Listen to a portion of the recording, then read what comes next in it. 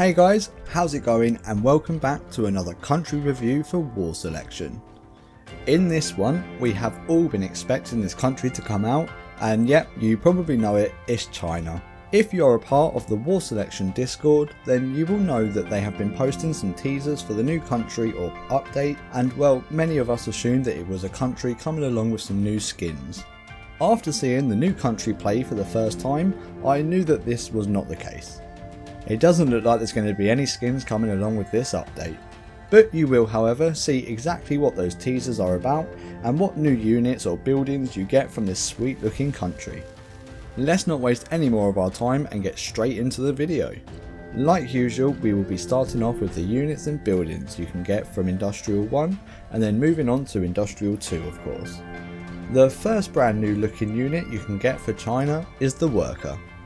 I know, it's nothing too exciting to start us off, but they now wear a hat and hold a machete instead of a normal looking industrial worker, and that's pretty much it. Going on to our first new building that I noticed, we have the Foreign Supply Centre. Now at first I wasn't too sure of what this was going to be. Maybe some small army drop-offs of different units from different countries, but that's all I could think of really. But what this actually does is allows you to create two units from that country. In IR1 you get France with the FT-17 tank and the German howitzer. And the best thing about this is that they can store up to 3 or 4 or even 5 of these units at a time, and they don't take long at all to be created. This is going to be super useful to use since it did not look like China was getting many new units. There are only currently 4 countries that you can use in this building, and that's France and Germany for IR1 and then Great Britain and Russia for IR2. You pretty much get the most overpowered units for each country that they have out already. Like most updates, we have a new design of the house for China, and they also have a new unit coming with those houses, and that's a militiaman. A militiaman? Militiaman. Very similar to your worker, and even the same skin unfortunately.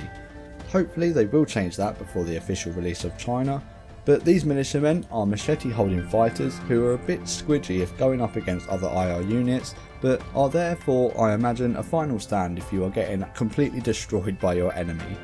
I thought these guys would at least have rifles or a pistol, I don't know.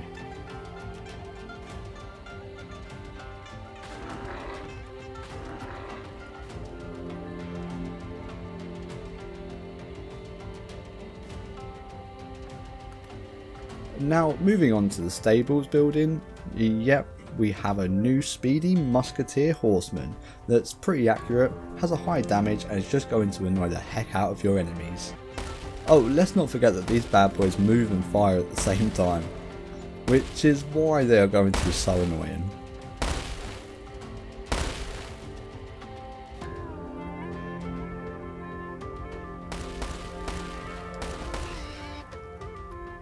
The next unit we have coming out of the barracks in IR1 is the soldier. Ignore the spelling mistake as it will most likely be tweaked.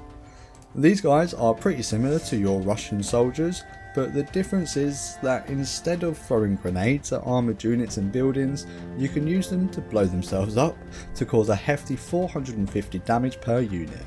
This means you only need 5 or 6 soldiers to blow up an IR2 tank. This, I believe, is going to help so much in the endgame when you have a full line of 10 to 12 tanks entering your base. If you can micromanage well enough, you'll be able to get rid of them easily. Let's hope they don't go ahead and nerf these soldiers too much, as there is not a lot of defense that China has until the later ages of the game. These guys also do damage to every single type of unit in the game, no matter how big or small. So these are going to be the perfect all-round unit to go alongside from whatever it is you have coming from your foreign supply centre. In IR1 you also get a normal farm, but instead of wheat it gives out only goats. Still, it's a great food resource, but your main food resources are going to be coming all from the shoreline. In IR1 you only get a fishing boat from the dock, which means you have no defence on the sea at all, but a nice bit of food if you are left unattacked. You also get a rice farm, which can be put at the edge of land just like your docks, and these are for your workers to be gathering it. A pretty cool idea, and you can also have rice going all the way up the shoreline, but they have maxed it out so it doesn't go on forever. Also with China, there is no aviation, no iron mines or universities. You are going to have some trouble building your economy when you actually get there, but once you get it going, I can assure you it will be booming. In IR2 for China, the only difference is that you can make some normal abstract units from the barracks, and you also unlock Russia and Great Britain in your foreign supply centre, which then means you can have access to all of these units. If you can make it to the late ages for your team, this will be a great support to any country for a team match. However, in 1v1s it may be a little bit more difficult if your opponent hassles you early on. Also, there is one last special thing that you get with China, and that's the extra population upgrade. They've done it so that you can have up to 330 population, which is 30 units more than India. The variety of armies are going to be insane, and I'm really looking forward to playing with this country. So that is pretty much everything that I could see with what was new in this update for China, but I do have one last thing to mention in this video. If you've watched it this far, then you're going to know that I have 5 codes to give out for China.